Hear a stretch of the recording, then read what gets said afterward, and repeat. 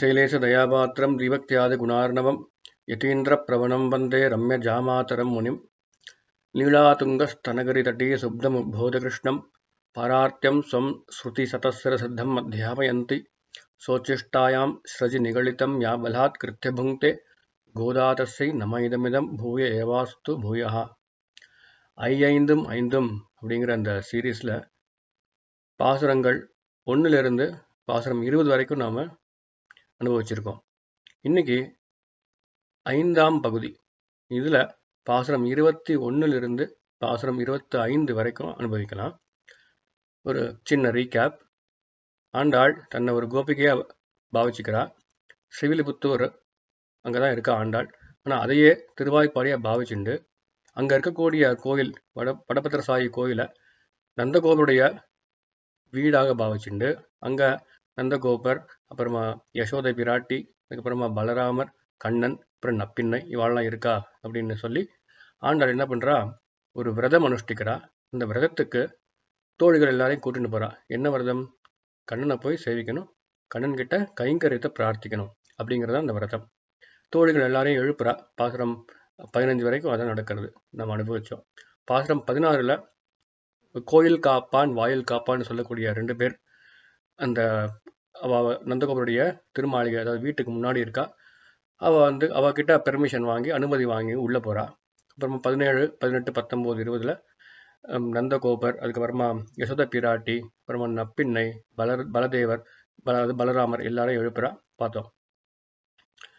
ஆனால் கண்ணன் மட்டும் இன்னும் எழுந்துக்கல. இப்போ பாசுரம் 21 அதுதான் நம்ம இன்னைக்கு அனுபவிக்கணும். ஏற்ற கலங்கள் எதிர்பங்கி மீதளிப்ப மாற்றாதே பால் சொரியும் வள்ளல் பெரும்பசுக்கள் அப்படின்னு தொடங்குகின்ற அந்த பாசுரம். இப்போ இந்த நப்பின்னை அப்படின்னு நம்ம பார்த்தோம். நப்பின்னை கிருஷ்ணாவதாரத்தில் கண்ணனுடைய பாரியை, அதாவது ஒய்ஃப். வேறு யாரும் இல்லை. நப்பின்னைன்றது நீலாதேவி. அதாவது ஸ்ரீமன் நாராயணனுக்கு ஸ்ரீதேவி, பூதேவி, நீலாதேவின்னு சொல்லக்கூடிய 3 தேவிமார்கள் உண்டு.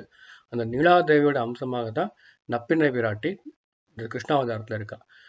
இப்போ என்ன ஆகுதுன்னா, நப்பின்னை பிராட்டியை எழுப்பினா 17, 18, 19, 20ஆம் பாசுரங்களில் நப்பின்னை எழுப்பினா. நப்பின்னை எழுந்துட்டா. இப்போ எழுந்தோடனே உங்களுக்கு என்ன வேணும்னு கேட்ட உடனே, இந்த மாதிரி நாங்கள் கண்ணனை எழுப்புறதுக்காக வந்திருக்கோம் அப்படின்னோடனே, நீயும் எழுந்துக்கணும் அப்படின்னு சொல்கிறா. நப்பின்னை எழுந்துட்டா. சரி, என்னையும் உங்கள் கோஷ்டியில் சேர்த்துக்கோங்க, நானும் உங்களை மாதிரி ஒருத்தி தான் அப்படின்னு நப்பின்னை சொல்கிறா. இப்போ ஆண்டாலும் மிச்சம் இருந்த கோபிகைகள் எல்லாரும் நப்பின்னையை சேர்த்துக்கிறா கோஷ்டியில். அதுக்கப்புறமா இந்த 21ஆவது பாசுரம் நடக்கிறது. ஏற்ற கலங்கள் எதிர்பங்கி மீதளிப்ப அப்படின்னு. ஏற்ற கலங்கள், கலங்கள்னா பாத்திரம். இந்த பசுக்களுடைய பால் அதை கறக்கிறதுக்காகவே ஒரு பாத்திரம் இருக்குது. ஏற்ற கலங்கள் எதிர்பங்கி மீதளிப்ப. அந்த பசுக்களோட மடுக்கள் இருக்குல்லையா, அந்த மடுக்கள் கிட்ட அந்த பாத்திரத்தை வச்சாச்சு அப்படின்னு சொன்னால் அந்த பசுக்களை போய் கறக்கணும்னு அவசியம் கிடையாது. அப்படி தொட்டாலே போகிறோம், பால் அப்படியே கறந்துட்டே இருக்குமா. ஏற்ற கலங்கள் எதிர்பொங்கி, எவ்வளோ தூரம் கறக்கும்னா அந்த பாத்திரத்துலேருந்து வழிய ஆரம்பிச்சிடும். எதிர்பொங்கி மீதளிப்ப மாற்றாதே பால் சொரியும் வள்ளல் பெரும்பசுக்கள். அது ஒரு தடுக்கிறதே கிடையாது. அப்படியே இன்செசன்ட்லி அப்படின்னு சொல்கிறோம்ல இங்கிலீஷில், அந்த மாதிரி பால் வந்துட்டே இருக்கு. மாற்றாதே பால் சொரியும் வள்ளல் பெரும்பசுக்கள். அப்பேற்பட்ட வள்ளல் தன்மையை உடைய பெரும்பசுக்கள், வள்ளல் பெரும்பசுக்கள். ஆற்ற படைத்தான் மகனே. இப்பேற்பட்ட பசுக்களை உடைய ஸ்ரீ நந்தகோபருடைய மகனே, அதாவது கண்ணனே. ஆற்ற படைத்தான் மகனே அறிவுராய் அப்படிங்கிறா. அதாவது கண்ணனே, நீ தெரிஞ்சுக்கோ, நாங்கள் உன்னை எழுப்பத்துக்காக வந்திருக்கோம், புரிஞ்சுக்கோ, அறிவுராய் அப்படிங்கிறா. ஊற்றமுடையாய் அப்படின்னு அடுத்தது சொல்றா. ஊற்றமுடையாய்னா இந்த வேதத்துல ஊன்றி இருப்பவனே, வேதத்தாலேயே உன்னை அறியக்கூடியவனே, வேதத்தில் பிரதிபாதிக்க கூடியவனே. வேதத்தை வச்சுதான் உன்னை தெரிஞ்சுக்க முடியும். அதுதான் ஊற்றம் உடையாய் அப்படிங்கிறா. அதுக்கப்புறமா பெரியாய், ரொம்ப பெரியவன். எப்பேற்பட்ட பெரியவன்னா, இப்பதான் சொன்னா வேதத்தால தான் உன்னை தெரிஞ்சுக்க முடியும் அப்படின்னு சொன்னா, ஆனா வேதத்தால உன்னை என்ன தெரிஞ்சுக்க முடியும்னா, உன்னை தெரிஞ்சுக்கவே முடியாது அப்படிங்கிற விஷயத்த வேதத்தால தெரிஞ்சுக்க முடியும் அப்படின்னு இதுக்கு தாத்பரியம். அதாவது இப்போ ஒரு கடல் இருக்கு.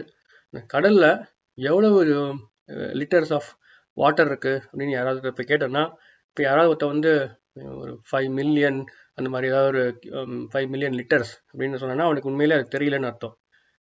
கடல்ல எவ்வளவு தீர்த்தம் இருக்கு, ஜலம் இருக்கு அப்படின்ற எனக்கு தெரியாது அப்படின்னு யார் சொல்றானோ அவனுக்கு தான் உண்மையா தெரிஞ்சிருக்கு கடல்ல எவ்வளவு தீர்த்தம் இருக்குன்னு. அதே மாதிரி பெருமாள் எம்பெருமான் ஸ்ரீமன் நாராயணன் அவனை தெரிஞ்சுக்கலாமா அப்படின்னா தெரிஞ்சுக்க முற்பட்டது இந்த வேதம்.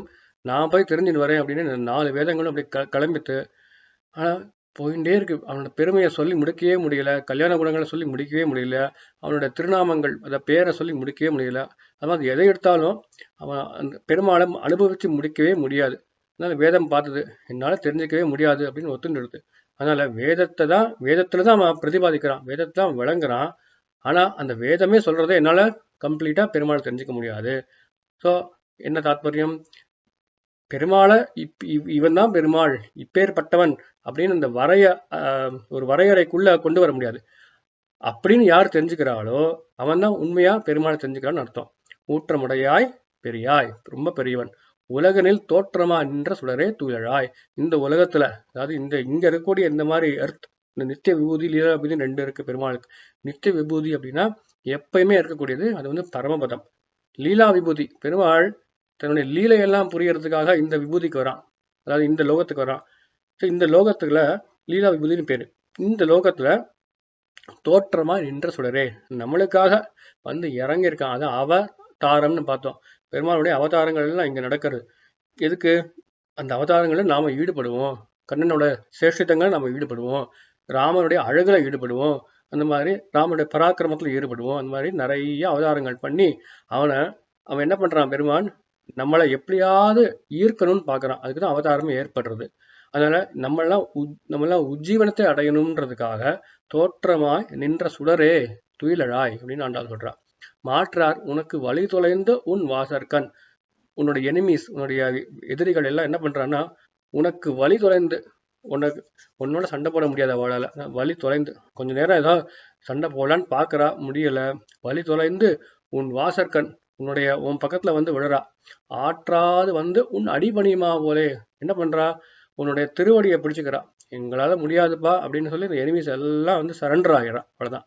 மாற்றாது உனக்கு வழி தொலைந்து உன் வாசற்கண் ஆற்றாது வந்து உன் அடிபணியுமா போலே.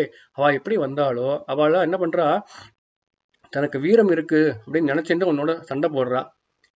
கொஞ்ச நேரத்துக்கு சண்டை போடுறா. அப்புறம் அவளால முடியல அப்படின்னு உங்ககிட்ட தோத்து போய் உன் திருவடிய சரணடைகிறா. ஆனா நாங்க எப்படின்னா உங்ககிட்ட சண்டையே நாங்க போட மாட்டோம். நாங்க அபலைகள், பெண்கள், அந்த சண்டை போடணுன்ற எண்ணம் கூட கிடையாது. நாங்களுக்கு என்ன எண்ணம்னா நீ வேணும், நீ உன்னை அடையறதுக்கு நீ தான் வேணும். த மீன்ஸும் நீ தான், த எண்டும் நீ தான். உன்னை அடையறதுக்கு நீயே உபாயம் அப்படின்னு இருக்கக்கூடியவா நாங்க அபலைகள், பெண்கள். நாங்க என்ன பண்ணுவோம் தெரியுமா? உன்னுடைய கல்யாண குணங்கள், உனக்கு நிறைய குணங்கள் இருக்கு, வாத்சல்யம், சௌந்தர்யம், சௌசீலம், நிறைய குணங்கள் இருக்கு. அந்த குணங்களுக்கு அப்படியே தோத்து அவெல்லாம் எப்படி உன் திருவடியை பிடிச்சாலோ அவ வந்து தன்னால முடியாது அப்படின்னு தன்னோட தோல்வியை ஒப்புக்கொண்டு உன் திருவடி பிடிக்கிறா. நாங்களும் உன் திருவடி பிடிக்கிறோம், நாங்களும் தோக்குறோம். ஆனா நாங்க தோக்குறதுக்கு என்ன காரணம்னா உன்னுடைய கல்யாண குணங்கள் காரணம். அவ தோக்குறதுக்கு என்ன காரணம்னா அவளோட இயலாமை காரணம். 2 தான் வந்து சிமிலாரிட்டி, டிஃபரன்ஸ். அதான் 2 பேருக்கும். இந்த மாற்றாருக்கும் இங்க இருக்கிற கோபிகைகளுக்கும் அதான் வித்தியாசம். போற்றி யாம் வந்த நாங்க எப்படி வந்தோம்னா போற்றி போற்றின்னு சொல்லி உன்னோட புகழை பாடிண்டே வந்தோம்.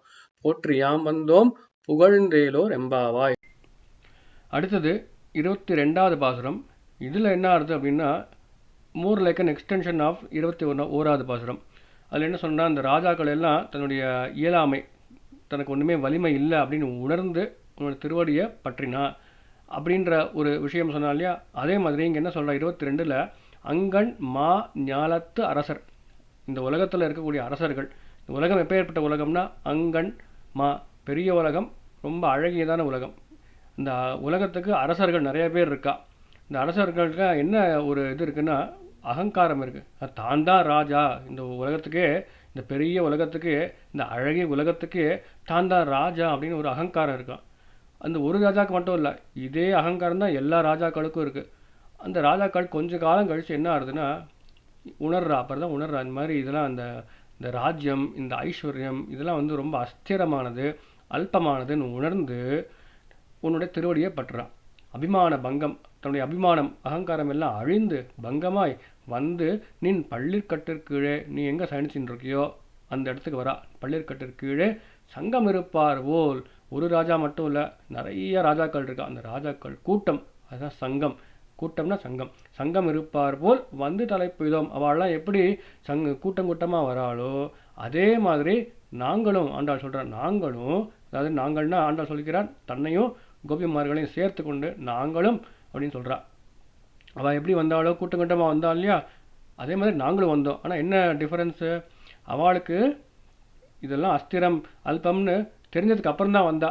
ரொம்ப நேரம் ஆழ்த்து அபிமானம் பங்கம் ஏற்பட்டதுக்கு அப்புறம் தான் அது தெரிஞ்சது. ஆனால் எங்களுக்கோ நீ தான் எல்லாமே, நீ தான் உபாயம், நீ தான் உபயம் அப்படின்னு எங்களுக்கு தெரிஞ்சிருது. அதாவது நீ தான் மீன்ஸ், நீ தான் எண்ட், எங்களுக்கு ஒன்றை அடையிறதுக்கு நீ தான் வழிகாட்டணும் அப்படின்ற விஷயம் தெரிஞ்சிடுது. அதனால் நாங்கள் என்ன பண்ணோம், உன்னை பற்றியே பாடின்னு இருக்கோம், உன் கல்யாண கூடத்தில் தோற்று உன் திருவடியை பற்றுறோம் அப்படிங்கிறா. சங்கம் இருப்பார் போல் வந்து தலை பெய்தோம் அப்படின்னு சொன்ன உடனே என்ன, அதுக்கப்புறமா ஆண்டாள் சொல்கிறா, நீ என்ன தெரியுமா பண்ணணும் கண்ணா, நீ வந்து தூங்கின்னு இருக்க, நீ வந்து இப்போ மெதுவாக அவன் கண்ணை திறக்கணும், திருக்கண்ணை திறக்கணும் அப்படிங்கிறா.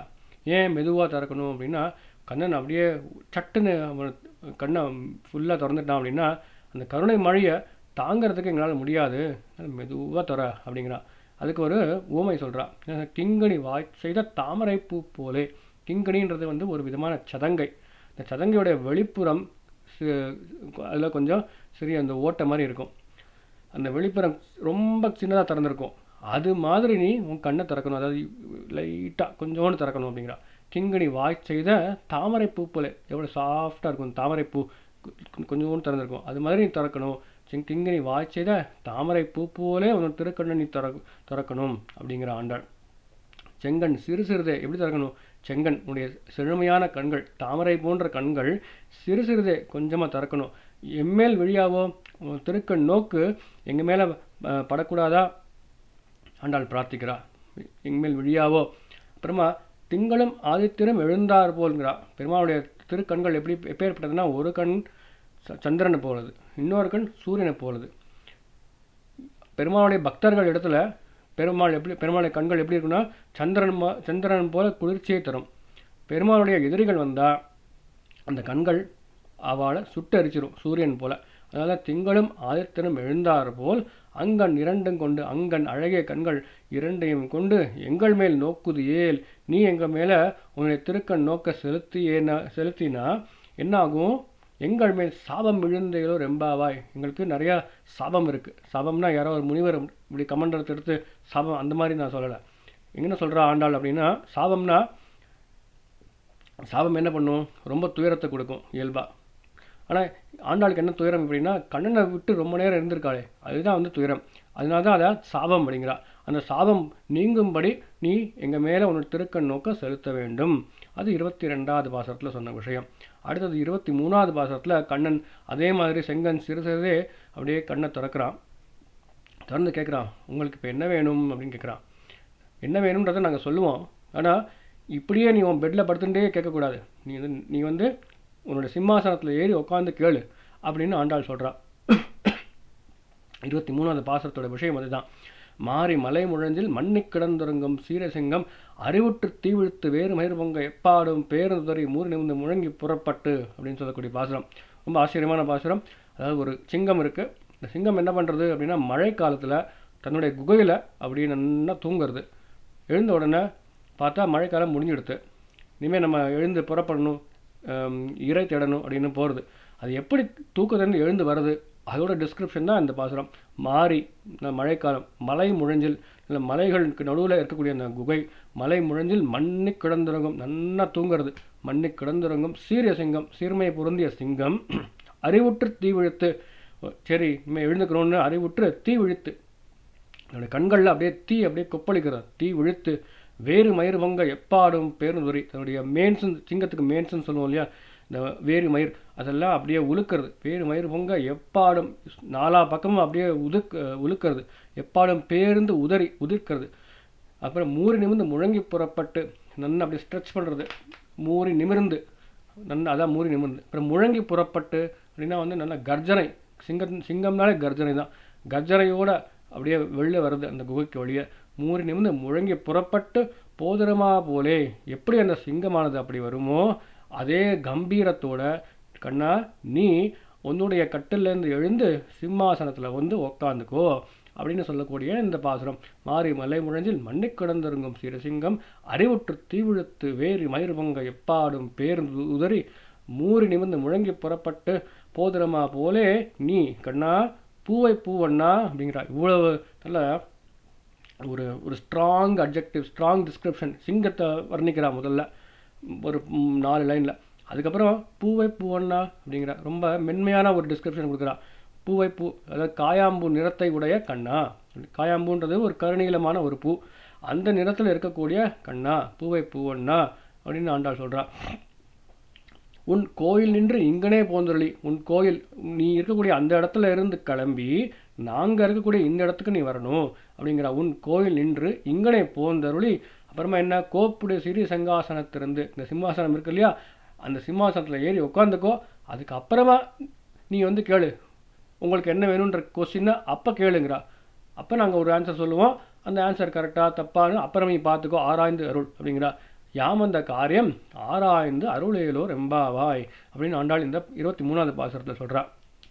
இந்த பாசுரத்துலேயே அவள் சொல்லியிருக்கலாம், அதாவது எங்களுக்கு கண்ணன் என்ன வேணும்னு கேட்குறாரு இல்லையா, இப்போவே சொல்லியிருக்கலாம், எங்களுக்கு கைங்கரியம் தான் வேணும், உங்ககிட்ட கைங்கரியம் பண்ணணும், உன்னுடைய ஆனந்தத்துக்காக நாங்கள் கைங்கரியம் பண்ணணும் அப்படின்ற விஷயத்தை இப்போவே சொல்லியிருக்கலாம். ஆனால் கண்ணன் இப்போ தான் கட்டில விட்டு எழுந்துக்கிறான், அதாவது சரியான சமயம் கிடையாது அப்படின்னு ஆண்டாள் தோணுறது. அதனால் பெருமாள்கிட்ட பெருமாளுடைய அந்த ஹிருதயத்தில் என்ன இருக்குது அப்படின்றத நம்ம கரெக்டாக தெரிஞ்சுக்கணும். அதுக்கப்புறமா தான் கரெக்ட் டயத்தில் தான் வந்து போய் கேட்கணும். இது வந்து எல்லா விஷயத்துலையுமே கண்கூடு. ஒரு ஜாப் அப்ளிகேஷனோ whatever, correct time correct place எல்லாம் சொல்கிறா இல்லையா, அது மாதிரி கரெக்டான டைமில் தான் கேட்கணும். இப்போ இந்த பரதன் என்ன பண்ணா, இந்த ஸ்ரீராமாயணத்தில் ராமர் எதுக்கு வந்திருக்கார், நிறையா இந்த ரிஷிகளெல்லாம் சந்திக்கணும், சாதுசனத்தை காப்பாற்றணும், இந்த ராட்சசன் அந்த ராவணன் அவனை அழிக்கணும், இதுக்காக தான் வந்திருக்கிறது. அதுக்கு தான் வந்து பிராட்டியை ஒரு பிரிகிற மாதிரி ஒரு நாடகம் எல்லாமே பண்ணிட்டுருக்கான். ஆனால் இந்த பரதன் என்ன பண்ணுறான், இந்த பெருமாளுடைய உள்ளத்தில் என்ன இருக்குன்னு தெரியாமல், அண்ணா ராமா நீ வந்து திருப்பி வந்துரு, அயோத்தியாவுக்கு வந்துரு அப்படின்னு கூப்பிட்றான். அப்போது அந்த அவன் பண்ணக்கூடிய அந்த சரணாகதி, பெருமாள்னா ராமர்கிட்ட பரதன் சரணாகதி பண்ணுறான். அந்த சரணாகதி பலிக்கலை, ஏன்னா பெருமாளுடைய திருவுள்ள கருத்தை அறியாதவன் பரதன். ஆனால் ஆண்டாளோ பரதன் போல அசடு அல்ல. அதனால் ஆண்டாளுக்கு தெரியும் எந்த டைமில் என்ன கேட்கணும், கரெக்டாக தெரியும். அதனால் பெருமாளுடைய திருவுள்ளம் தெரிந்து, அதனால் இப்போ கேட்கக்கூடாது, 28வது 29 பாசுரத்தில் வச்சுக்கலாம் அப்படிங்கிறா. 23வது பாசுரத்தில் என்ன விஷயம் சொல்கிறா, ஆராய்ந்து அருள், நாங்கள் வந்த காரியத்தை அப்புறமா சொல்கிறோம், நீ முதல்ல வந்து உன்னோட பெட்லேருந்து எழுந்து சிம்மாசனத்துலேருந்து உட்காந்துக்கோ, எப்படி வந்து ஒரு சிங்கம் அண்ணா அப்படியே கம்பீரமாக வருமோ அது மாதிரி வந்து உட்காந்துக்கோ அப்படின்னு சொல்லக்கூடிய இந்த 23வது பாசுரம் மாறி மலை முழஞ்சில் மண்ணி கிடந்துருங்கும்ன்ற பாசுரம். அடுத்தது அன்று பரகம் அளந்தா அடி போற்றி. கண்ணன் வந்து உட்காந்துருச்சு, சிம்மாசனத்தில் உட்காந்தாச்சு. உட்காந்ததை பார்த்த உடனே பல்லாண்டு பாடுறா. பெரியாழ்வாருடைய பெண்பழை தான் ஆண்டாள். அதனால் பெரியாழ்வாருக்கு என்ன, எப்போ பார்த்தாலும் பெருமாள் பல்லாண்டு பல்லாண்டு பல்லாண்டு இருக்கணும் அப்படின்னு பாடிண்டே இருப்பார் பெரியாழ்வார். பெரியாழ்வாருடைய பெண்பிள்ளை ஆண்டாள். அதனால் அவளுக்கு இந்த குணம் இயல்பாகவே இருந்தது. அதனால் திருப்பாவையில் திருப்பல்லாண்டு இந்த 24வது பாசுரம் அன்று உலகம் அளந்தாய் அடி போற்றி அப்படிங்கிற பாசுரம். ரொம்ப ஆச்சரியமான பாசுரம். போற்றி போற்றி போற்றி போற்றின்னு வரும், 6 இடத்துல போற்றி வருது. அடி போற்றி, திரள் போற்றி, புகழ் போற்றி, கடல் போற்றி, குணம் போற்றி, வேல் போற்றி, 6 போற்றி வருது. என்னன்னு பார்க்கலாம். அன்று இவ்வுலகம் அளந்தா அடி போற்றி. ஏன் இந்த அன்று இவ்வுலகம் ஆரம்பிக்கிறா அப்படின்னா, கண்ணன் வந்து அப்படியே நடந்து வரான், தன்னுடைய பெட்லேருந்து எழுந்து ஒரு 5-6 ஸ்டெப்ஸ் அப்படியே வைக்கிறான், நடந்து வரான். அதை பார்த்த உடனே ஆண்டாளுக்கு என்ன ஞாபகம் வந்துடுது, திருவிக்ரமாவதாரம் ஞாபகம் வந்துடுத்தான். அதனால் திருவிக்ரமாவதாரத்தில் இந்த 3 அடியை வச்சு இந்த யூனிவர்ஸை அளந்தான், இந்த அண்டா சராசரத்தை அளந்தான் இல்லையா, அது ஞாபகம் வந்துடுது. எப்படியா குட்டி வாமனனா வந்து அந்த தன்னுடைய சிறு காலால் அப்படியே அளந்தானோ அது ஞாபகம் வந்துடுது கண்ணன் நடக்கிறத பார்த்து. அதனால தான் அப்போ உன்னை யாரும் மங்களாசாசனம், அதாவது உன்னை பற்றி பல்லாண்டு உனக்கு காப்பு, உனக்கு ரக்ஷையாக யாருமே இல்லை, அப்போ பாடுறதுக்கு யாருமே இல்லை, பல்லாண்டு பாடுறதுக்கு யாருமே இல்லை. நீ வந்து இந்த உலகம் அளந்த காலத்தில் திருவிக்ரம அவதாரம் எடுத்து உலகம் அளந்த காலத்தில் உனக்கு ரக்ஷையாக யாருமே இல்லை. அதனால் நீ அப்போ பண்ணினதுக்கு நாங்கள் இப்போ பாடுறோம். அன்று இவ்வுலகம் அளந்தாய் அடிபோற்றி இன்று யாம் வந்தோம். முதலடியும் கடைசியடியும் சேர்க்கணும். அன்று உலகம் அளந்தா அடிபோற்றி, அப்போ யாருமே இல்லையே கண்ணா, அதனால் நாங்கள் இன்றைக்கி வந்திருக்கோம், இன்று யாம் வந்தோம் இறங்கு அப்படின்னு முடிக்கிறா. ஸோ முதல் வரியில் அன்று இவ்வுலகம் அளந்தாய் அடி போற்றி, அப்புறமா அந்த திருவடிக்கு பல்லாண்டு. அன்று ஒரு காலத்தில் இவ்வுலகம் இந்த உலகத்தையெல்லாம் அளந்த அந்த திருவடிக்கு பல்லாண்டு. சென்றங்கு தென்னிலங்கை செற்றாய் திரள் போற்றி, ஒரு காலத்தில் ஸ்ரீ ராவணா அவதரித்த பொழுது தென் இலங்கை அந்த இலங்காபுரிக்கு சென்று இந்த எனிமிஸ் எல்லாம் நின்று அழிச்சாய். தென்னிலங்கை செற்றாய் திரள் போற்றி, அந்த இலங்கைன்ற நகரத்தை அழிச்சிட்ட. அந்த திரள் அந்த வேலருக்கு திரள் போற்றி. பொன்ற சகடம் உதைத்தா புகழ் போற்றி. அதாவது சகடாசுரன் ஒரு ராட்சசன், அவன் நீ கிருஷ்ணனாக இருக்கும்பொழுது சின்ன வயசில் உன்னை அழிக்க பார்த்தான், அவனை நீ முடிச்சிட்ட. பொன்ற சகடம் உதைத்தாய் புகழ் போற்றி, அந்த புகழுக்கு ஒரு பல்லாண்டு. கன்று குடிலா எரிந்தாய் கடல் போற்றி. ஒரு அசுரன் வந்தான், அவன் வத்சாசுரன் பேர், அவன் கன்று ரூபத்தில் வந்தான். இன்னொரு அசுரன் வந்தான், அவன் விலங்கனி அப்படின்னு சொல்லக்கூடிய அந்த கனி ரூபத்தில் வந்தான், கபித்தாசுரன். இந்த 2 அசுரர்களை நீ ஒரே இதில் முடிச்சிட்ட. எப்படி? அந்த கன்று மாதிரி வந்தாலே அந்த வத்சாசுரன், அவனை எடுத்து ஒரே வீசின அந்த விலங்கனி அவன் மேலே பட்டு 2 பேர் போயிட்டா, 2 அசுரங்கள் மாண்டு போயிட்டா. கன்று குடிலாய் எரிந்தாய் கடல் போற்றி, அந்த கடல் அந்த திருவடி அதுக்கு பல்லாண்டு அப்படிங்கிறா. குன்று குடையாய் எடுத்தாய் குணம் போற்றி. குன்று கோவர்தனகிரிய ஒரு குடை மாதிரி தூக்கிட்ட, அந்த குணத்துக்கு போற்றி பல்லாண்டு அப்படிங்கிறா. வென்று பகைகெடுக்கும் நின் கையில் வேல் போற்றி. இதெல்லாம் பண்ணுறதுக்கு உனக்கு அந்த வீரம் எங்கே? இந்த வேல் இருக்கிறதுனால உனக்கு வீரம் இருக்குது. வேல் உனக்கு எப்படி வந்தது? நந்தகோபர் தான் வேல் வச்சுட்டு இருக்கார். எப்படி தெரியும்? முதல் பாசுரத்துக்கு தெரியும். கூறு வேல் கொடுந்தொள்ளன் நந்தகோபன் குமரன். நந்தகோபுரம் ரொம்ப சாதுவானவர், அவரையே வேல் வச்சுட்டு இருக்கார். கண்ணனுக்கு எங்கே பார்த்தாலும் ஆபத்து. ஒரு எறும்புக்குள்ளே ஒரு அசுரம் வருவான், ஒரு புல்லுக்குள்ளே அசுரம் வருவான் அப்படின்னு எங்கே பார்த்தாலும் ஆபத்தான். அதனால் இந்த நந்தகோபுரம் என்ன பண்ணுவார்? வேலை வச்சுருப்பார். ஒரு எறும்பு பக்கத்தில் வந்தால் கூட கண்ணன் தூங்கிட்டு இருக்கானா தொட்டு இல்லை, ஒரு சின்ன எறும்பு போனால் கூட வேலை வச்சு அப்படி குத்துவாரா நந்தகோபர். அவ்வளோ கண்ணனா ரொம்ப பிடிக்கும். அதனால் அந்த வேல் நந்தகோபருடைய வேல், அந்த வேல் உங்ககிட்ட வந்துடுத்து போல இருக்குது. ஆனால் அந்த வேலுக்கு ஒரு பல்லாண்டுங்கிறா. வென்று பகைகெடுக்கும் நின் கையில் வேல் போற்றி, என்றென்று உன் சேவகமே ஏற்றி பரகொள்வான் இன்றியா வந்தோம் இறங்கி எழுறும்பாவாய். எப்பவுமே உன்னுடைய கைங்கரியம் தான் எங்களுக்கு வேணும், என்றென்று உன் சேவகமே ஏற்றி பரகொள்வான் அப்படிங்கிறா. இன்றியாம் வந்தோம். இதில் 8 வரி இருக்கு இல்லையா? இந்த இதில் ஒரு வரியிலையும் ஆச்சரியமாக ஒரு அர்த்தம் இருக்குது. அது அன்று இவ்வுலகம் அளந்தா அடி போற்றி. அது சரி, அது இப்போ திருவிக்கிரமதாரத்துக்கு பல்லாண்டு. இப்போ அடுத்தது ராவணா வரும்போது, இந்த ராவணன் ஒரு சத்ரு இருந்தான். அவன் நல்ல பெரிய பலசாலி, எல்லாம் தெரியும். அந்த பலசாலியான ஒரு சத்ரு, அவனை நீ போக்கடிச்சிட்ட, அதுக்கு பல்லாண்டுங்கிறா. இதுக்கு அப்புறமா 3வது வரியில் 2வது வரி என்ன சொன்னாலோ அதை விட கொஞ்சம் பயம் அதிகமாக. ஏன்னா ராவணன் அப்படின்னு ஒரு சத்ரு உன் கண்ணு முன்னாடி தெரிஞ்சான் உனக்கு. ஆனால் இந்த சகடாசுரன்ற ஒரு அசுரன் என்ன பண்ணான்னா, ஒரு டிஸ்கைஸில் வந்தான். அதனால் அவன் இருக்கிறதே தெரியல உனக்கு, அவன் அசுரனே தெரியல. ஆனாலும் அவன் போக்கிட்டே, அதுக்கு ஒரு பல்லாண்டுங்கிறா. அப்புறம் 4வதுல சரி சகடாசுரன் ஒத்த வந்தான், இங்கே 2 அசுரர்கள் வந்தான், கபித்தாசுரன் அப்புறம் இந்த விலங்கனி ரூபத்தில் வந்தான் கபித்தாசுரன், அப்புறமா வத்சாசுரன் 2 பேரும் சேர்ந்து வந்துட்டா. அதனால் ஒரு எனிமியோட 2 எனிமியும் சேர்ந்து வந்தால் இன்னும் டேஞ்சர் ஜாஸ்தி. கன்று குடிலா எரிந்தால் கடல் போற்றி. அதுக்கப்புறமா குன்று குடை அடுத்த குணம் போற்றிங்கிறா. இந்திரன் அது ஒன்று அவனுக்கு எனிமி கிடையாது.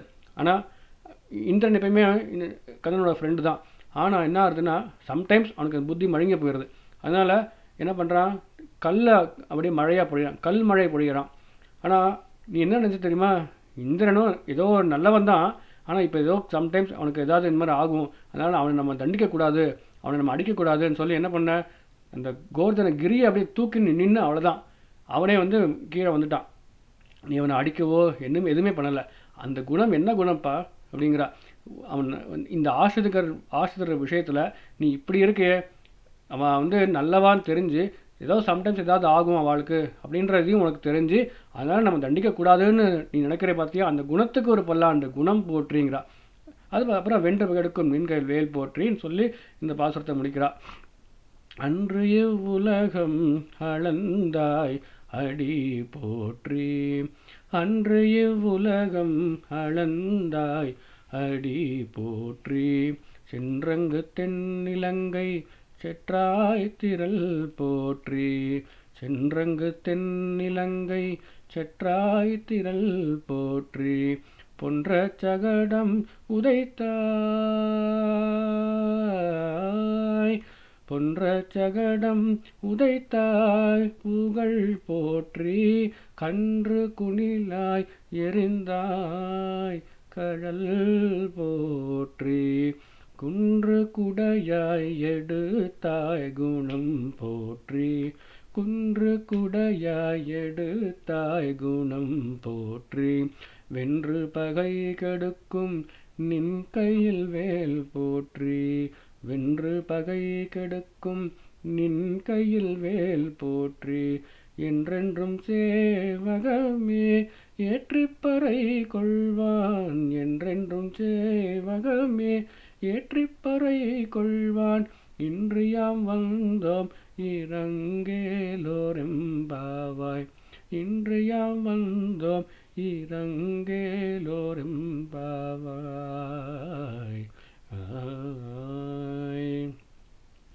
அடுத்தது 25வது பாசுரம். ஒருத்தி மகனாய் பிறந்து ஓரிரவில் அப்படிங்கிற பாசுரம். ஆச்சரியமான பாசுரம் இதுவும்.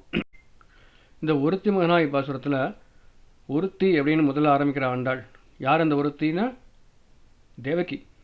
தேவகி எப்பேற்பட்டவள் அப்படின்னா கண்ணனை தன்னுடைய திருவயிற்றில் சுமக்கிறா. அந்த பாக்கியம் அவளுக்கு தான். அதனால ஒருத்திங்கிறா. தேவகின்னு சொல்லியிருக்கலாமே, ஏன் ஒருத்தின்னு சொல்லணும் அப்படின்னா, தேவகி அப்படின்னு சொல்லியாச்சுன்னா கம்சன் எங்கேயாவது தெரிஞ்சுட்டு வந்துடுவான், வந்தால் கண்ணனுக்கு ஆபத்து அப்படின்னு ஆண்டாள் அபிப்பிராயப்படுறான். அதனால் ஒருத்தி. ஆனால் கண்ணனை பெற்றிருக்கனால அவளுக்கு வேற ஒருத்தி ஈக்குவலே ஆக முடியாது. அதனால் அத்விதீயமானவள் ஒருத்தி. ஒருத்தி மகனாய் பிறந்து ஓரிரவில், ஒரே ஒரு ராத்திரியில் அவன் பிறந்ததே அதிசயம். எப்பேற்பட்ட இரவு அது! எல்லாம் மேஜிக்கல் திங்ஸும் நடக்கிறது. ஓரிரவில் ஒருத்தி மகனாய். வேற ஒருத்தி இங்கே சொல்கிறான். யார் அந்த ஒருத்தினா யசோதை பிராட்டி. அவள் தான் ஒருத்தி. ஒருத்தி மகனாய் ஒளித்து வளர. திருவாய்ப்படையில் யசோதையோட மகனாக வளர்றான். நமக்காக வந்து திருவாய்ப்படையில் மதுராவில் பறக்கிறான் கண்ணன். நம்ம எவ்வளோ கஷ்டத்தில் இருக்கோம், நம்ம இந்த உலக மக்கள் நம்மளை எல்லாம் உஜ்ஜீவிக்கணுன்றதுக்காக வந்து பிறக்கிறான். எவ்வளோ கஷ்டத்துக்கு நடுவில் வந்து பிறக்கிறான். கம்சன் ரொம்ப கெடுபடி பண்ணியிருக்கான். தேவகி வசுதேவர் அவளோட குழந்தைகள் எல்லாத்தையும் நாசம் பண்ணிட்டான். நிறைய கஷ்டங்கள். இதுக்கு நடுவில் நாம் நல்ல கதையை அடையணுன்றதுக்காக, அவங்களுடைய சேஷத்துங்கள் எல்லாம் காட்டணுன்றதுக்காக வந்து பிறக்கிறான். எப்பேற்பட்ட இரவு! அந்த இரவு தானே கண்ணனை நம்மளுக்கு பெற்றுக் கொடுத்தது. அதனால் அந்த இரவை கொண்டாடுறா. ஓரிரவில் ஒருத்தி மகனாய் ஒளித்து வளர. இந்த விஷயம் தெரியாது.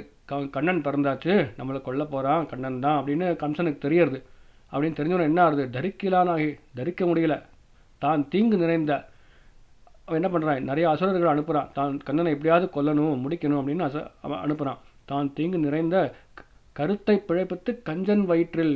அந்த மாதிரி என்ன ஆச்சுன்னா, அவனுடைய கருத்து கண்ணனை எப்படியாவது முடிச்சணுன்ற அந்த கருத்து இருக்கு இல்லையா, அதை வந்து பிழைப்பிக்கிறான். அதாவது அதை ஃபால்சிஃபை, அதை வந்து ஃபால்ஸ் ஆக்குறான் கண்ணன். பிழைப்பித்து கஞ்சன் வயிற்றில். அப்போ அந்த கஞ்சனோட வயிற்றில் என்ன எப்படி இருக்கான்னா, தீ மாதிரி இருக்கான். நெருப்பென்ற நெடுமாலே. அதாவது ஆசிரியர்கள் கண்ணனோட டிவோட்டிஸ் விஷயத்தில் கண்ணனுக்கு ரொம்ப பிடிக்கும் தன்மை. அதுக்கு தான் மால்னு பேர். மால்னா ரொம்ப பைத்தியமாக இருப்பானா. இந்த டிவோட்டிஸை காக்கிறதுக்காக அவன் என்ன வேணால் பண்ணுவான். அதனால் இந்த கஞ்சனோட வயிற்றில் நெருப்பு போல் இருந்தான். நெடுமாலே அப்படிங்கிறார். உன்னை அறுத்தித்து வந்தோம் பரகிருதியாகில். உன்னையே பாடிட்டு வந்தோம், உன்னை பற்றியே பேசிட்டு வந்தோம். நீ வந்து பறைனா கைங்கரியம், அதான் இன்னர் மீனிங். இன்னொரு மீனிங், அவுட்டர் மீனிங் வந்து சூப்பர்ஃபிஷியல் மீனிங் வந்து பேரி வாத்தியம், இந்த மேளம். அது பறை தருதியாகல். நீ வந்து எங்களுக்கு பறைய கொடுப்பேனா என்ன ஆகும்? பறை தருதியாகில் திருத்தக்க செல்வமும் சேவகமும் யாம்பாடி. நாங்கள் திருவை ஒக்க செல்வம், திருத்தக்க செல்வம், சேவகமும் உனக்கே நாங்கள் கைங்கரியம் பண்ணுவோம்.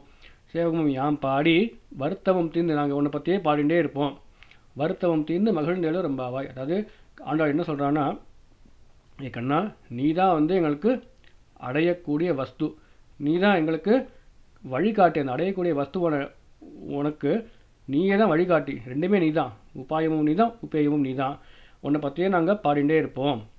ஆனால் இந்த விரதத்துக்கு நாங்கள் அதுதான் பறைக்காக தான் உனக்கு கேட்க வந்திருக்கோம். ஆனால் இந்த விரதத்துக்கு நிறைய இடையூறுகள், நிறைய இன்னல்கள் வர வாய்ப்பு இருக்குது.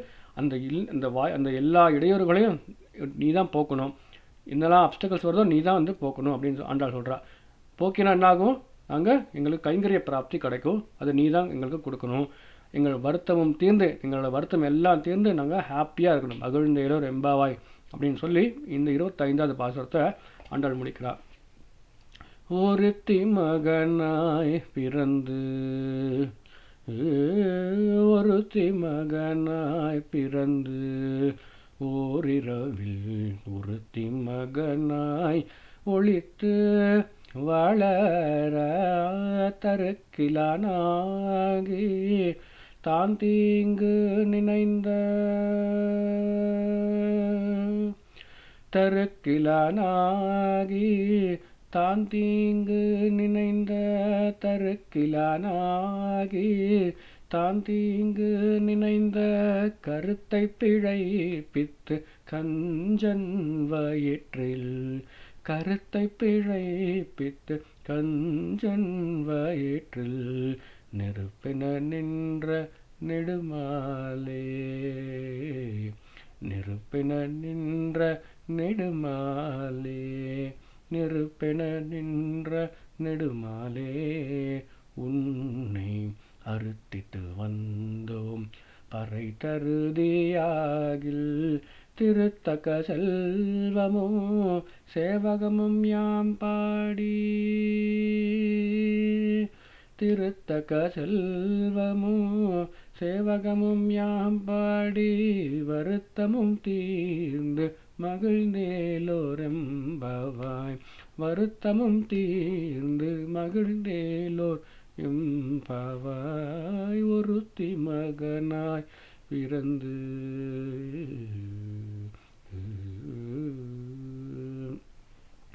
ஆழ்வார் எம்பெருமானார் ஜியர் திருவடிகளே சரணம்.